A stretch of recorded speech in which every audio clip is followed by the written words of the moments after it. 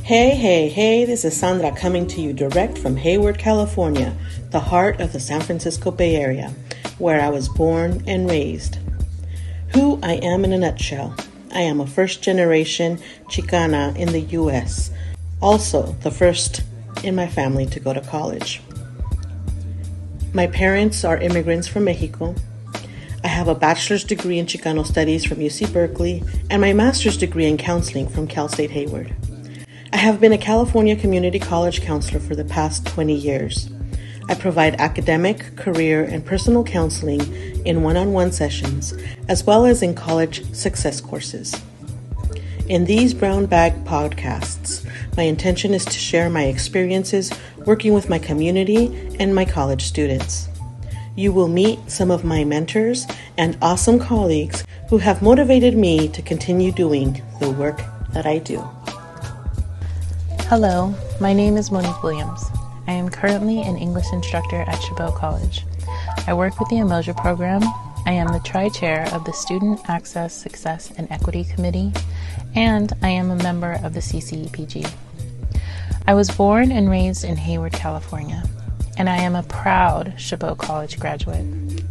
I earned a BA from Mills and an MA from San Francisco State, but I never left Chabot. It's my home. And I have been a part of the institution in many different ways. I've been a student, an administrator, and now I'm a teacher. I have had the privilege of seeing the college through 3 different lenses. I joined the Brown Bag podcast because of the 2 women I get to be in conversation with, Sandra and Carmen. These women, with a lot of care, teach me more about how to best serve the Chabot College community. I hope listening to this podcast will give you the same opportunity for growth that each conversation with these women gives to me. What's up, everyone? It's Carmen Johnston, aka Mrs. J, aka Queen Carmi, aka DJ Carm Brulee, here and ready to build knowledge with my 2 amazing co-hosts. I am a Black woman born and bred in the Bay Area. I am a proud Gen Xer, radiant English professor, and pop culture enthusiast. I have a bachelor's in liberal studies and master's in English creative writing, both from San Francisco State University. I've worn several hats at Chabot College, ranging from co-founding the Change It Now learning community to co-leading the Chabot Collaborative for Equity and Professional Growth. Mostly, though, I'm interested in transformation by holding space for difficult conversations that will ultimately move us all closer to a more equitable college and more just world. All right. Well, welcome to this episode of the Brown Bag podcast. And I'm real excited because I get to interview my colleagues, but also my 2 teachers, because I've been a part of this Puente community of practice around linguistic justice. So we have Michelle Gonzales here, who is an English professor from Las Positas College, as well as Kisha Turner, who is also an English from Las Positas College. So y'all want to say hello? What up? Hi. What's up? Here we are. Yeah, we're going to get it going. We're going to have a very deep conversation about language and lots of cool things. But yeah, and we're just missing my 2 co-hosts aren't going to be joining us today. They got some things going on, but shout out to Sandra and Monique. So we usually start the podcast with a round of what is giving us life. What is giving you 2 life these days? Man, can I just say it's been a cold winter. The heating bill has been off the chain. So this past week, at least where I live in San Leandro, California, it warmed up a little bit. Spring is springing. I saw people wearing shorts. I'm starting to wear my short sleeve shirts too. Like it's like literally life.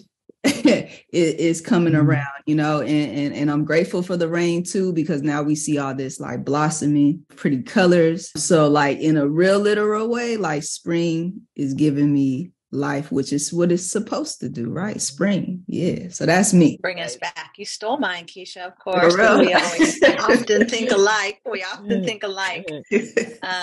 Yeah, like I love when it's hot and warm and sunny on my skin. And I finally, because I'm on sabbatical, made time to go buy some bulbs and some flowers and stuff. And then I planted them on time instead of just like letting them rot in a cabinet somewhere. And now I'm sitting outside every day looking at my plants and watering my plants and touching the ground and pulling weeds and throwing the ball to the dog at the same time, because he's just, making me multitask. It's been so beautiful here. And I live right down the street from Kisha. She lives over at what we call Next Level English headquarters, NLE headquarters. So we got the same weather. Nice. Yo, I never thought I would be a plant parent, real into it. Like not just spring too, like that it's all pretty and everything, but like some of my house plants indoors, they're doing their thing and it makes me like immensely happy. Like there's something that I ain't felt before, and I never would have thought like I'd be this excited. But like, yeah, plant life is off the chain right now. It's giving me a lot of good feelings. There's science that touching nature, touching the earth, touching plants is like there's a connection that heals us. Well, it's real. It's real up in this household. It's real. Nature bathing, I feel like, is what I've heard it called. Go out and bathe in nature. It's funny you were talking about the electric bill. I feel like one of the privileges I'm so happy to have is that I can afford a high electric bill because I refuse to be cold. For real. For real. Yeah. Yeah, for real. Except I can't afford it anymore. I know, right? It doesn't. That's it. We capped out. Yeah, I'm in arrears. Yeah. Let's see. Well, for me, the thing that's giving me life are puzzles. So I really love doing puzzles, and I don't know, never really got into it, but my stepmom, she's super into doing puzzles, and she'll buy these beautiful puzzles, usually Black theme, Black women, and then she'll put them together, and she'll actually frame them, and she just has a bunch of them. And so she gave me a few puzzles, and so I just started one. The one she gave me, it's so hard, but I really just enjoy it. It's like a nice way to unwind at the end of the day, where you're mind is still working, but I don't want to necessarily do work. It's been a great way to unwind, and I do it and watch the Warriors game, or hang out with my daughter a bit. So it's cool. And it's kind of brought my family together in a way. So that's been really sweet. Puzzles are also dope. I love puzzles. Yeah. That's cool. I do. Cool. So we got lots of spring love. And yours was the same as Kisha's, Michelle, or did you have another one? No, that was it. I mean, that, and I added on the flowers, planting, touching, laying. I mean, I have been literally just laying down on this little patio that I have. Found these outdoor cushions, and I just laid them on the ground, and I lay down there, and I just take a little nap with the dog. I don't care. Oh, so perfect. In the sun. So many flowers blooming right now. It's so pretty out. Cool. Well, let's get into it, because I, know you all have a lot to say, and I want our listeners to be engaged in this conversation, because it's so important. So today we're going to talk a little bit about linguistic justice. And I wondered if one of you would mind just kind of explaining what is linguistic justice. How about if we popcorn it, Kisha? Yeah. Authentic voice. For me, it's the not judging somebody based on how they speak, the words that they use, how they pronounce things. Go ahead, Michelle. I was I think, I think you're already thinking this, but I wanted to add accents on top of that. Mm-hmm. Justice around not judging people for their accents. And that's a version of how they speak. What else? Let's popcorn it back and forth. Understanding the historical context, and right now what's particularly on my head is Black English, African American vernacular English, which is one of the most just historically vilified dialects. Yeah. Just understanding the context, the deep context, and that language is a language of resistance and community and bonding. Just that needs to be said. Mm-hmm. And code meshing, bringing all your languages, your idiolects, any other languages you speak, putting them all in one speech, one paper, one essay, not putting borders on the way you talk, translanguaging, all of that. And then also, I think I have to add, justice around language, justice around like bilingualism, any version of bilingualism, even if you aren't totally fluent, honoring whichever version of Spanish you speak, just like you would honor any version of English that you would speak. Which implies, right, but needs to be stated directly that like this notion of like standard English needs to be shifted to standardized English, and understanding that its superiority needs to be questioned. Its superiority in the quote unquote real world and in our sphere in the academic world needs to be questioned. And I want to add something that Dr. Vey said to us when we were talking to him once on a phone call, and he said, linguistic justice is the goal. Mm-hmm. So all the things that we're talking about are the path to linguistic justice. Mm-hmm. Linguistic justice is the goal, and that's what Kisha and I are all about in terms of this curriculum that we've created and the community of practice that we've started. It's the goal. It's a goal of belonging and equity and anti-racism in the classroom. One last thing I want to say about it for teachers out there, right? It's like pretending like you don't understand what a student is saying, right? Like fronting. Yeah, like, oh, because that's misspelled, or because that's a comma splice, or because it's a fragment, or it's too many. Like, this, like you understand because you are multi-dialectical, right? You have many different, Englishes under your belt, so you understand, and that's actually an asset, right? So it's the pretending you don't understand, and then that results in stifling students in lower success rates for those students, right? And so that's another part of linguistic justice. Like that's the injustice part. So the justice is understanding that and like questioning your grading practices around that. You guys are just like so passionate about this topic. It's so wonderful. Michelle, you said Dr. Vey, can you just tell our listeners like who that is? Yeah, Dr. Vey, he goes by Dr. Vey, but his full name is Vershawn Ashanti Young, and he's one of the person who coined the term or began popularizing the term code meshing and making the distinction between code switching and code meshing. And code switching is what we used to tell our students, like you can talk how you want to talk in school and, or outside of school with your friends or whatever, with your partners, but like, don't bring that mess to class. You got to like talk, proper in school. You got to practice because, you want to get a job in the real world, all this weird fear mongering stuff that teachers do and institutions do. And he really like made the distinction between like, nah, we're not doing that anymore. We're not doing that code meshing, code switching crap. We're not putting that on students anymore. That's got to go. It's, it's going to the core of like, goes right to it affects their core identities. It's super wrong. It's like not belonging. It's the opposite of like belonging, and it's racist. And, he started talking about code meshing and how we can help students to become comfortable with their different voices, their different dialects, vernaculars, idiolects, all of it, and bring that into academia and to stop privileging standard edited American English as this, putting it up there like this God, and to really interrogate our he really made it clear that we really need to interrogate our attitudes and really, is one of the primary early theorists. He's also, practitioner, but primarily written a lot of the theory that we've read in our community of practice in the book Other People's English, and he's written many other works as well. Yeah, I love when you were talking. There were a few pieces that just stood out to me, and one, I think, Kisha, you were talking about judgment, like listening to the way someone talks or reading an essay and not judging.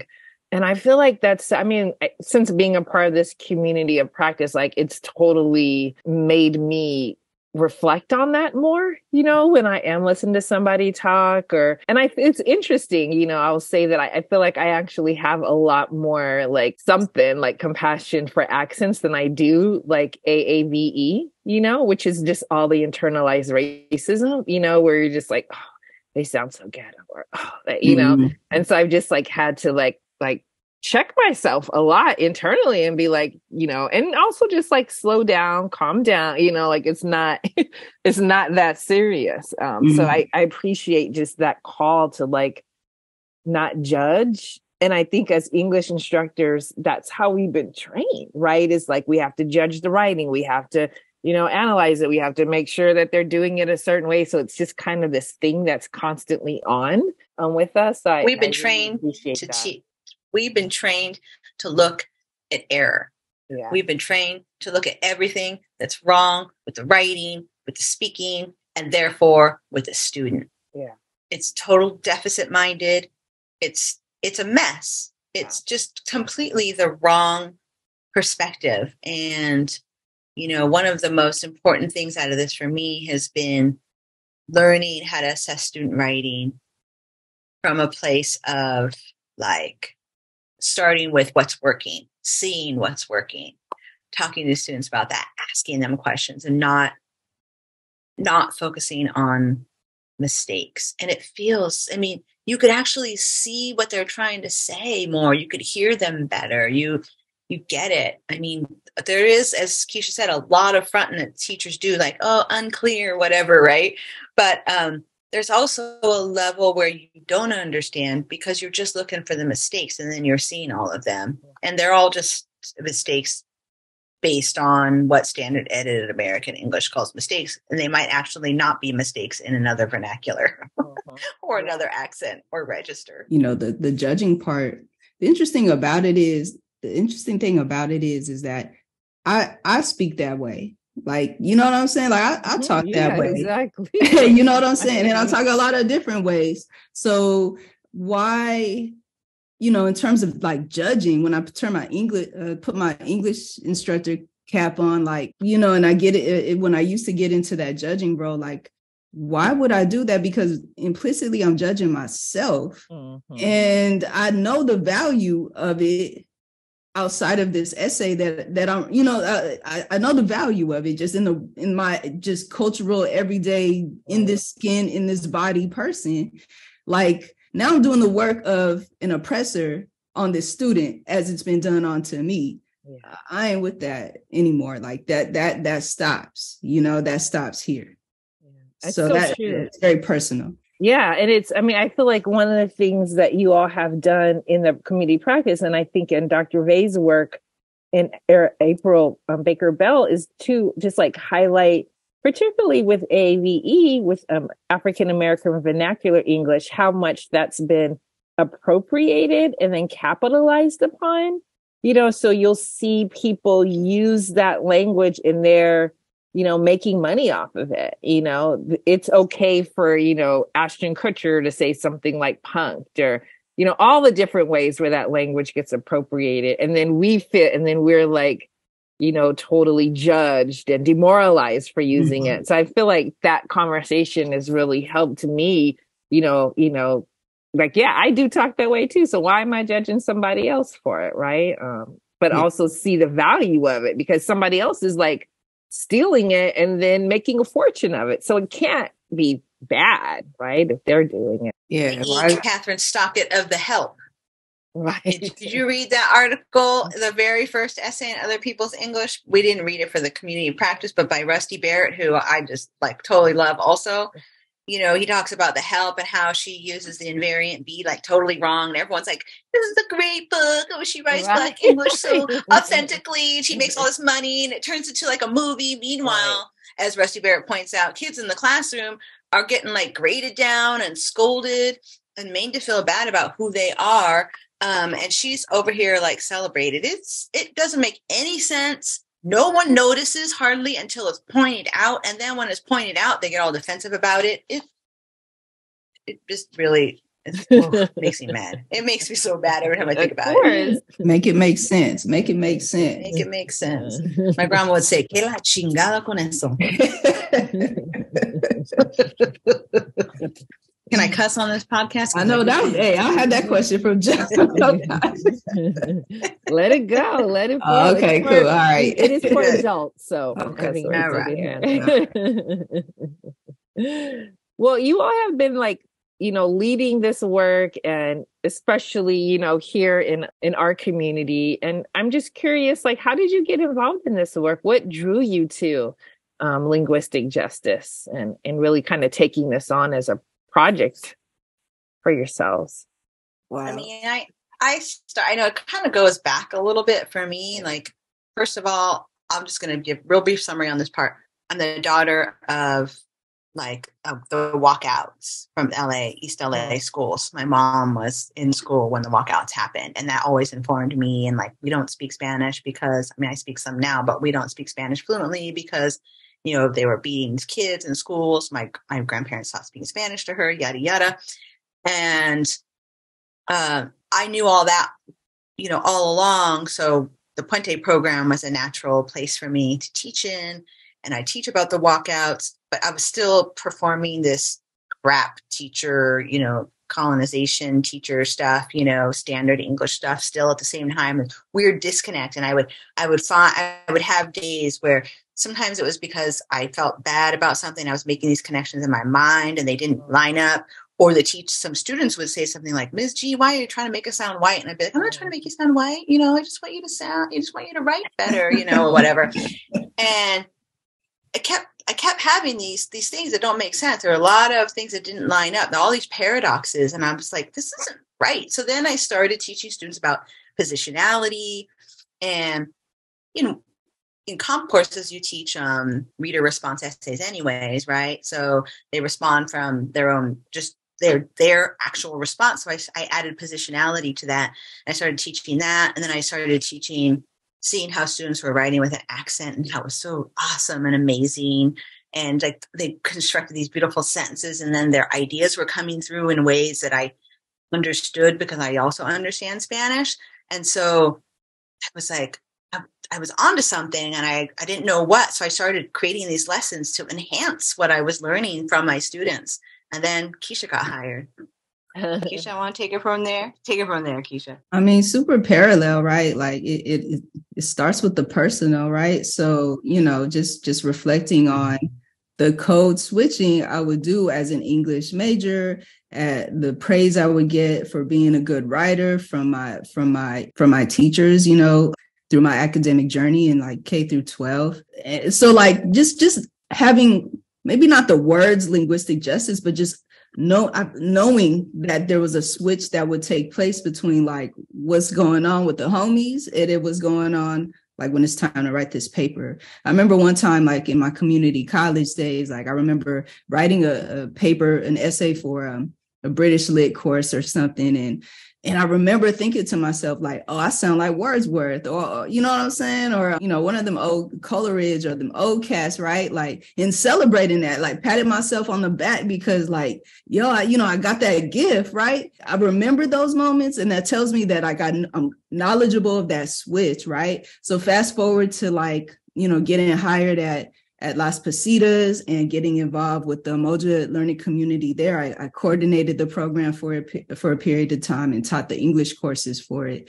And so, Black students, are in those courses. It's a course for the success of Black students. And so we would talk all the time how we talk in class and discussions. We talk how we talk. We had a group text. We would, you know what I'm saying? We talk how we talk, right? But when it's time to write the paper, there's that whole switch again, you know what I'm saying? And people struggled with that, And so one day, I think at a taco shop, after a flex day or something, Michelle and I, we were debriefing, and I don't know how we got into the conversation, but we kind of talked about our experiences, our parallel experiences, her and Puente, me and Umoja, and assignments that we were kind of creating, And so it turns out that we were kind of doing things on the sneak, on the low, right? Like trying to get students, to, like, for me, I was like trying to figure out how to get students. I think, Michelle, maybe you had some assignments lined up, but I was kind of interested in doing that. And so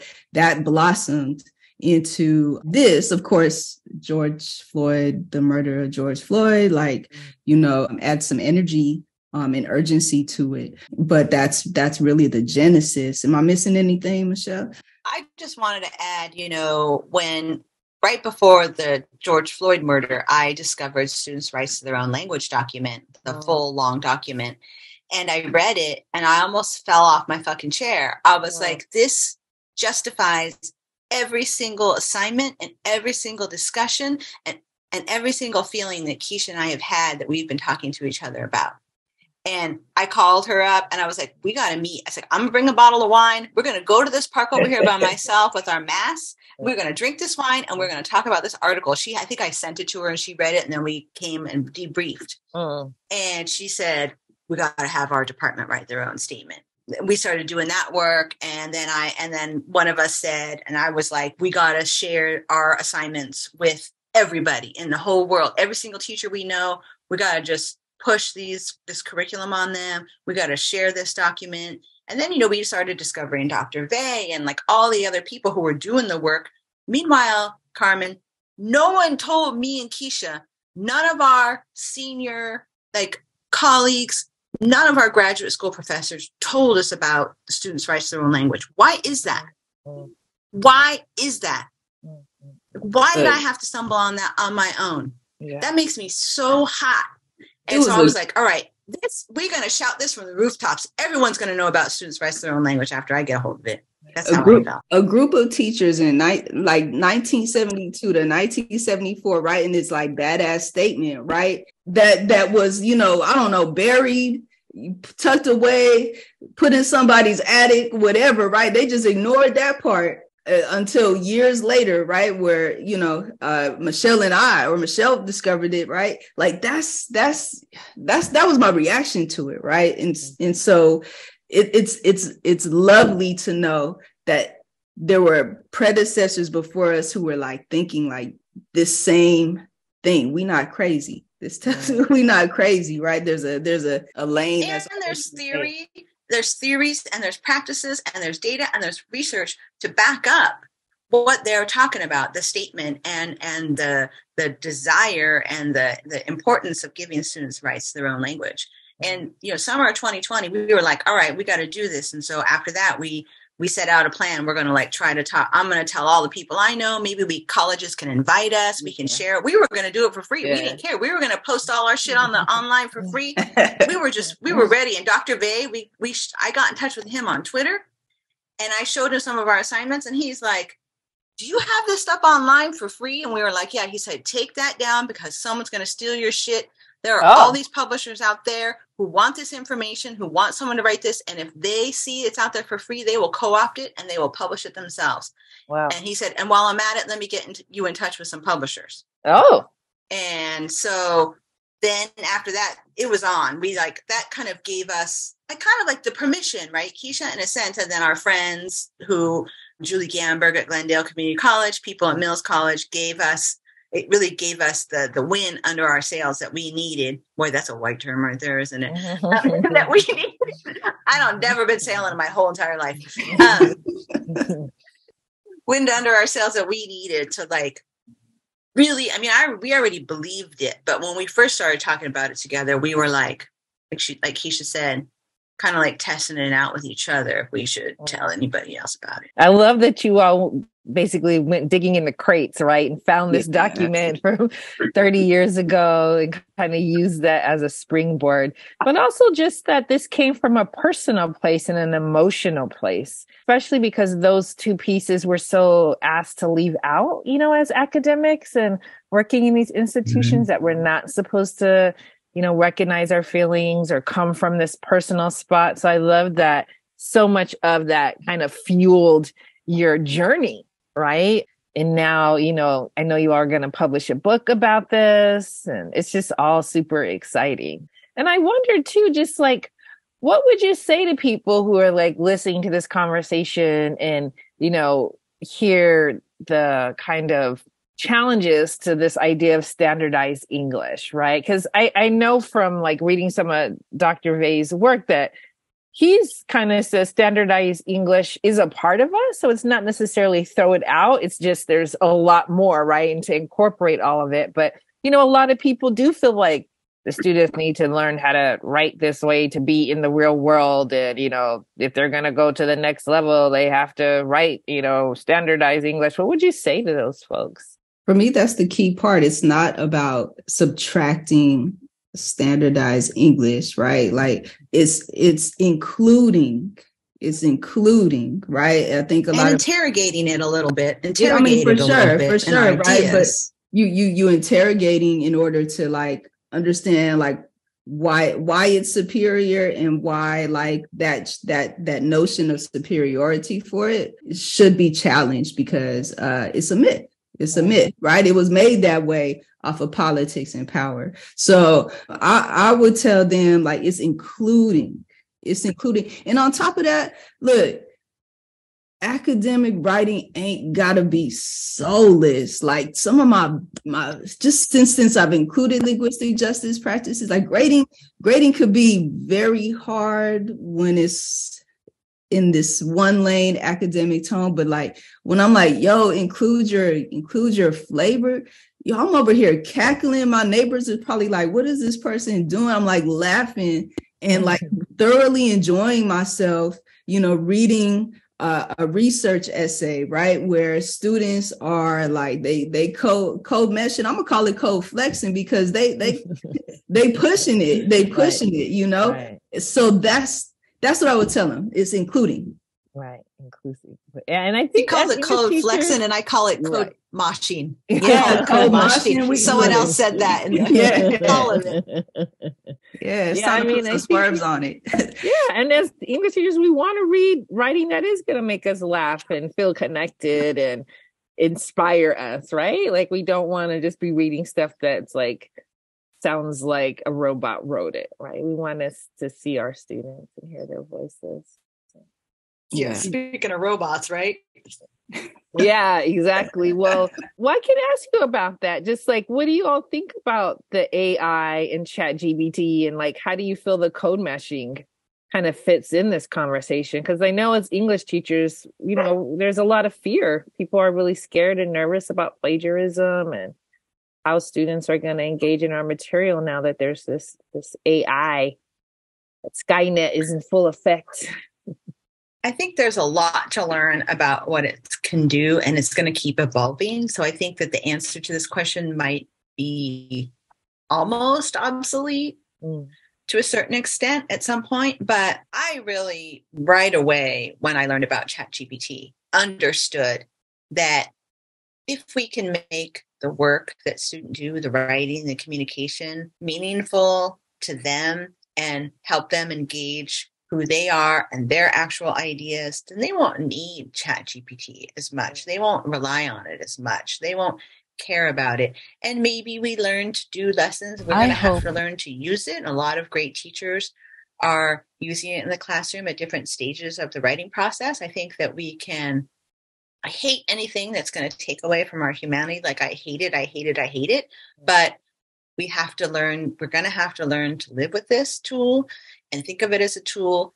And we can include it in the writing process and have students interrogate it and add to it and make it better and help them, form their ideas. We had a really great discussion about this in our community of practice. So many people said like amazing things about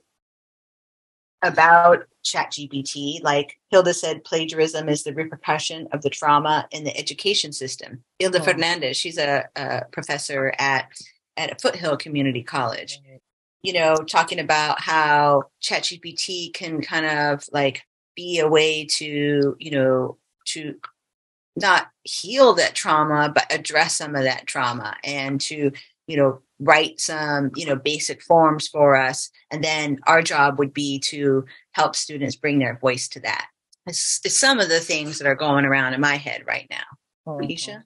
I'm here for ChatGPT for a lot of reasons. I like the opportunity, the challenge that it gives English. English has been feeling stagnant to me for a long, long time. And so, but for a lot of different reasons. But one reason I do want to share with you all is like, I'm thinking about it from the lens of a student of color, and, just the things that I've learned about the richness of all these Englishes that we, learn, practice, use, that mean community to us, that it help with bonding, within our communities. Right. And so what ChatGPT does is like, it can, create an essay or start an essay, right?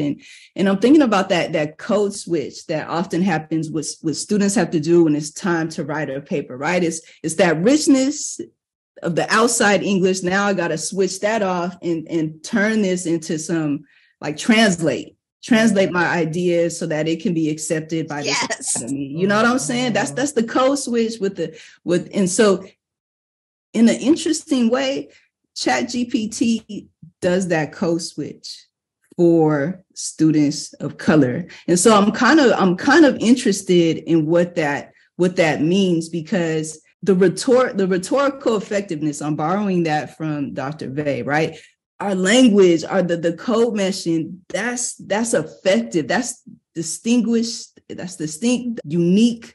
That's our stank, that's our funk on writing. But we're asked to subtract that, right? So let chat whatever do that, right? Like, and I'm interested in like how it can be used for lessons about voice, style, flavor, funk, like making the shit fly. You know what I'm saying? That's what I'm really, really interested in ChatGPT. And also, again, the challenge that it gives us English teachers, because English has been hella basic for a very, very, very long time. So basic that now it's like a computer code language, right? Now computer can do it. Yeah, now computer can do it. So like we caught at our own game, right? So like that's the second thing. Like, what we gonna do now? Yeah. Is in English, as field of English, what now?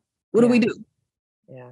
Yeah. Are you saying, okay, let I'm me happy it's calling us out. I'm happy it's calling us out. And you know what I'm saying? Let's do this. I love this so much. And I just want to, I just want to see if I understand this right. So I want to summarize it back. Like, are you saying, okay, fine, ChatGPT, write it for me and I'll make it better. ChatGPT, you base it because you're based on standard edited American English. You go ahead and do your thing, and then I'm gonna put my stank on it as a student. Like, I'm talking about like, from the student perspective. Is that what you're saying? That one way we could use it? I am saying that as a hypothesis, right? Like I'm not sure I'm completely comfortable with the idea, right? Like I still want to play with it, experiment, but like I'm down to get in the lab with 30 students. And let's see, like, let's experiment with it. Cause I'm learning too. Like, how can I learn to show y'all how to use QAssist in the tool, as a tool down the line? Like, I need to learn this shit too. Yeah. Also, they're digital natives. Like I said earlier, they're going to show us a bunch of stuff about how to use it if we get in the lab with them, as you say. Mm-hmm. Well, I also wonder too about those instructors, that aren't interested in code meshing and aren't interested in voice, and I mean, I just know as a student, I would have loved to have something like ChatGPT where I know the teacher doesn't care about me. They just want me to regurgitate the information and just have somebody else do it. If I'm not going to get to be my full self, why should I like do all this work for you if you're not even interested in who I am, So I wonder about that as like maybe even an equity. But wouldn't those teachers be more likely to use the newly created surveillance technology to catch students who use ChatGPT in that way? Probably. And I wanted you to talk more about that because you mentioned that today, just about surveillance and like the role that plays in all of this. Well, for me, like this is the big issue with ChatGPT, the worst issue, in my opinion, one of the worst issues. And that is that it's already creating other ed tech programs designed to catch students using ChatGPT. That's already been built in to turn it in.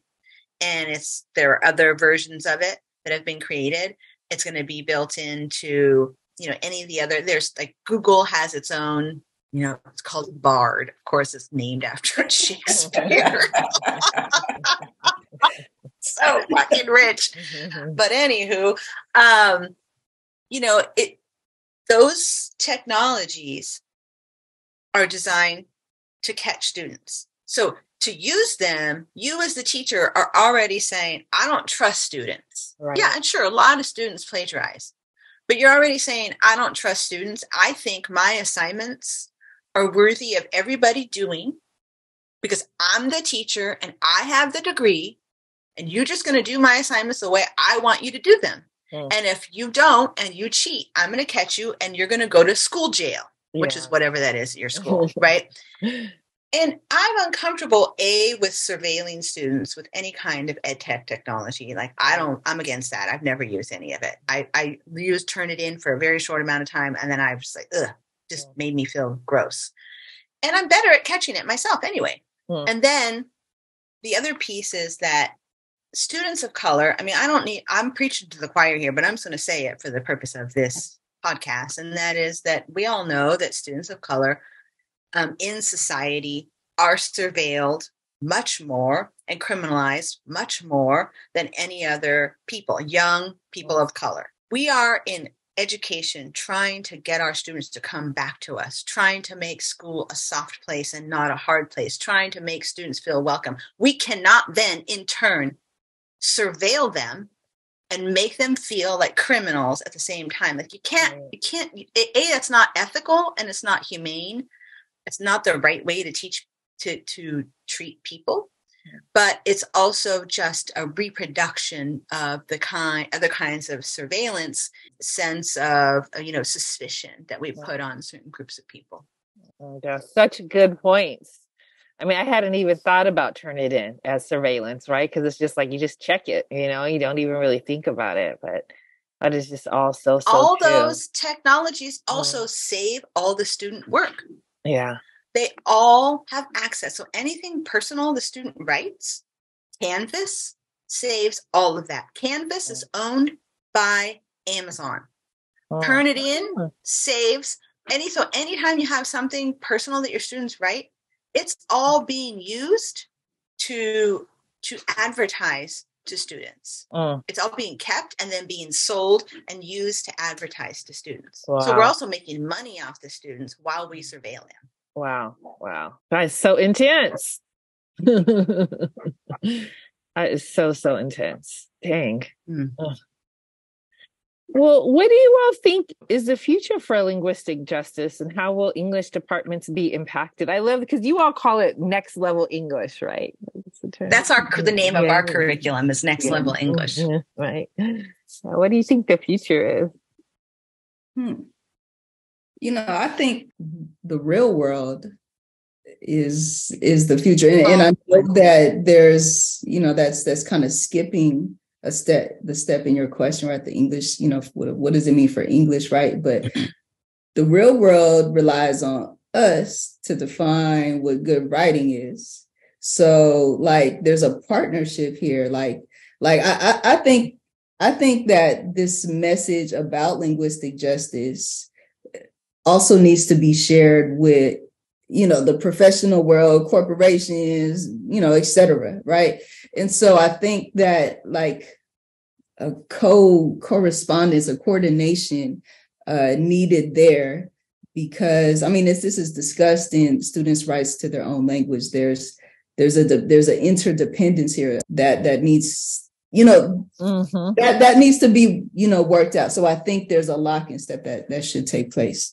Yeah. To add to that, I think one of the things that Kisha is talking about is this idea that, we've mentioned this, that we tell students that if they don't learn to write a certain way or speak a certain way or sound a certain way, they're not going to be successful in the real world.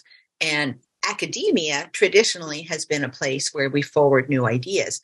this is, standard edited American English is one of the places where academia really hasn't done that until now. And I really feel like this is a really important watershed moment where after the racial reckoning of summer of 2020, people are finally starting to see the role of language in this equity issue. And then that gets translated into the role of language in academia and in the discipline of English. And then if we grow, but the funny thing though, is that language actually has been evolving and changing more rapidly in the actual real world. Right. Even though teachers are over here fear-mongering about it. We're over here fear-mongering about it, right? Yeah. And then here's another funny thing, like the real world is changing. Academia is slow to change. Okay, maybe we're finally getting there, right? Keisha and I and Carmen and everyone and the community practice and the people who are coming to our conference coming up are helping to finally move this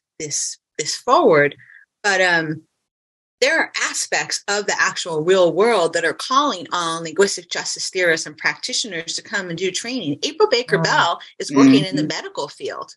She's working in the medical field to help the medical field learn how to use language and to better, to understand that language matters in the medical field. The things what you say or how you write things or address people, on and on, language bias. And we've been called on by we submitted a quote. We haven't heard back yet, but we've been called on by a major governmental organization to come and do training for their 750 employees. Wow. So, there are organizations out there in the quote unquote real world who are wanting to train their employees in linguistic justice matters, anti-language bias, to help impact, to address DEI issues and also to better train their people for their field work. I just know from working in nonprofit that like so many times there were folks that were trying to move up and they wouldn't be allowed because of their writing. So it's very cool to hear that maybe that's going to change. Because I feel like that's probably the biggest worry that people have, right? I mean, and I think it's a sincere worry. It's like people want their students to be able to have their dreams come true, right? And if language and writing is going to keep them from that, that's really hard. But it's good to hear that those sectors or those folks are going to start changing their perspectives too about it. I think that's really exciting. I mean, yeah, writing, of course, right? That's one aspect of it, right? But if you take the example of like Dr. Baker Bell, who's working, to talk about language biases in the medical industry, right? Think about like, some of the judgments, just how we started this conversation, some of the judgments that, a doctor might put on a patient based on the way that they talk or how they pronounce, right? And we hear all these things about like medical racism and you know what I mean? Like you can see real clearly why it's needed. Yeah.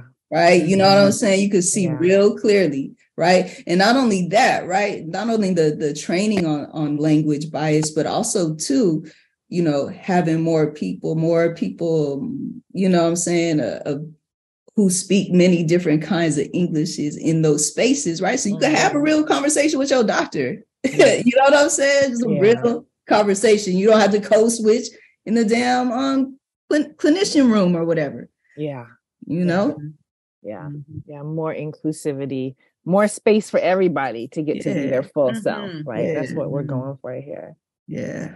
Before we wrap up, is there anything like a final message, like one thing that you want people to take away with? Any victories that you've had around this, or what would you want folks to know? Well, I'll go first. So like the amount of unlearning and undoing is real, right? So it does sound great, right? But as somebody who, has worked on this, on this linguistic justice thing, like there are still things I need to unravel and figure out. They're still like, working with students and getting them to, like, they see it in theory, right? But when it's time to write the essay, it's a reverting back to that standardized English. So there's still some puzzles I gotta unpuzzle. So yeah. Yeah. So I just want to shout out just a couple of books that we read recently. They were introduced to us by the Puente program.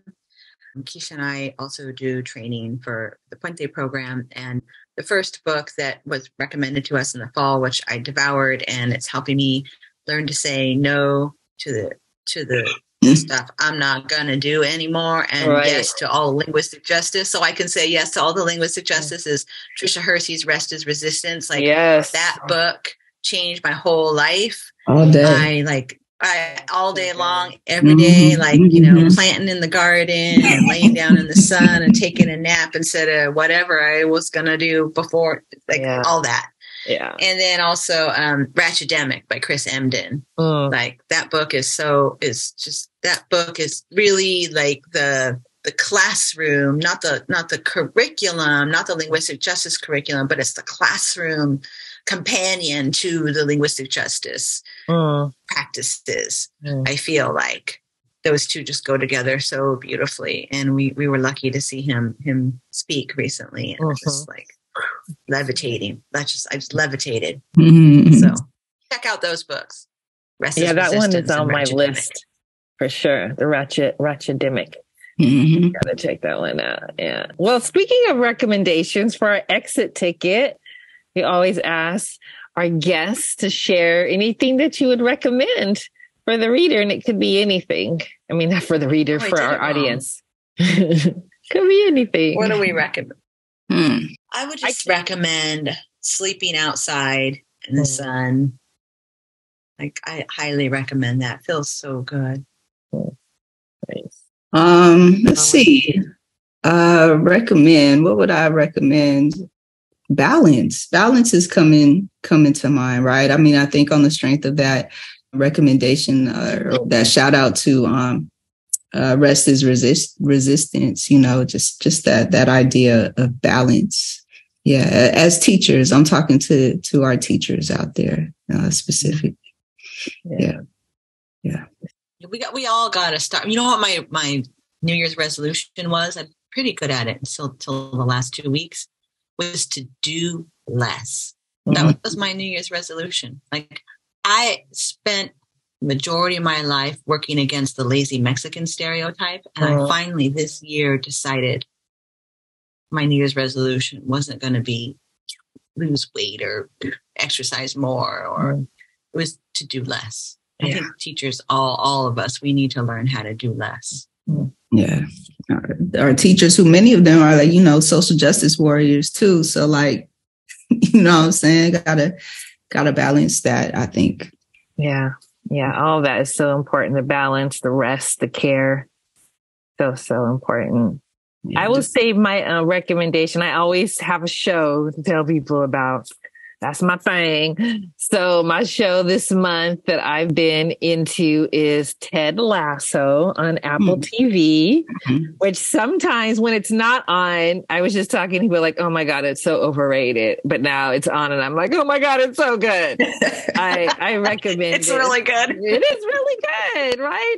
I just really love how much they are examining masculinity. In this last episode I watched, the guys on the soccer team, they had a free night out and they were trying to figure out something to do and they just couldn't decide. And a lot of the choices were they were in Amsterdam. So you can imagine what some of their choices were. And in the end, they ended up having a massive pillow fight. And I just love that because it's usually females at some sleepover in their, sexy pajamas, and so to have these guys doing it, I just thought, this is perfect. So yeah, I love Ted Lasso. Check that out. Yeah. I recommend Shrinking. Yeah, that one's good too. Yeah. That was really good. Yeah, Jessica. What's her name? Jessica something's on there. She's great on it.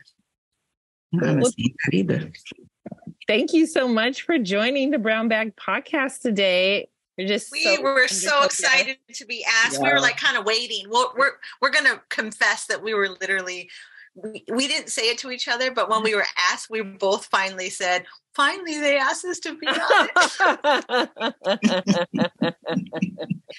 It's a true honor. It's a true honor. Thank you. Thank you for doing the podcast too. You know, I think it's such a good, innovative idea, and it goes with that balance thing, right? Like it's something you can do and you know, listen to while you're, you know, doing something that, you know, doesn't require your brain. So thank you for the idea and for putting it into play. Nice. Mm-hmm. All right. Yay. Thank you so much for joining the Brown Bag Podcast today.